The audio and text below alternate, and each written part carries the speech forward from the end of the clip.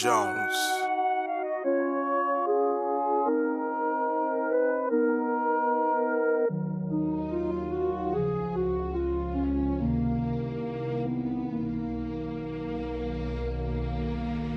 She said she wanted to be a manager, but she had daddy issues that still damaged her. The weight she carried from the shit, she can't handle it. And now she on that black couch, sitting in front of cameras, you know the rest. Recorder telling her expose her chest. Videos getting spread across the internet, anything to get a check. She blocking out the sex, daydreaming about a life without stress. Anything to get her wet, at least to her it made sense. And people try to give advice, but they ain't helping pay the rent, they ain't helping with tuition or the loans that comes with it. They say the struggle make you strong, but they don't know what comes with it. She smiles still, with hopes nobody notice what she living through.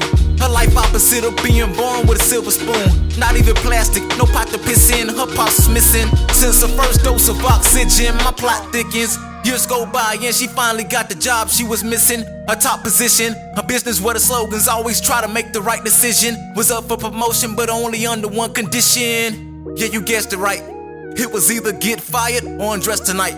She pulled up at her boss crib, all dressed in white, thinking she only got one thing to do and she can make it through the night. With no hesitation, he started off with his demands. Said, I seen your videos and you a pro with your hands. She started looking all confused, like she didn't understand. He said, you wanna get promoted, you gotta fuck me while I stand. She took a sip from a glass, replied, you're not a man, I already knew your plan. I recorded a conversation, now I want 100 grand. Only way you getting fucked by me is why you sitting on the stand. Damn, she stood up and grabbed the purse, replied, it's people like you that'll never know a woman's worth. And judging by your confidence, I can tell this ain't the first time you use your position to lift up a woman's skirt.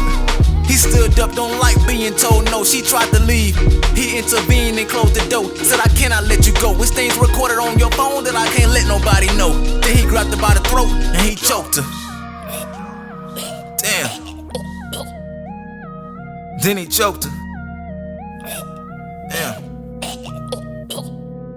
But that wasn't all he wrote. Her body dead on the floor, he breathing slow. While he peeping through the window, he saw her Audi.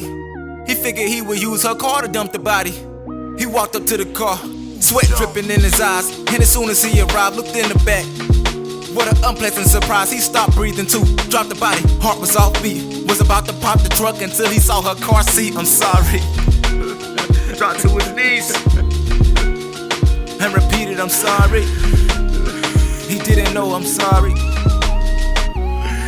Apologizing, as if that would make it right. As if knowing she had a child would change the outcome of the night. He picked the body up, took her back into the house, crying uncontrollably, snot running in his mouth.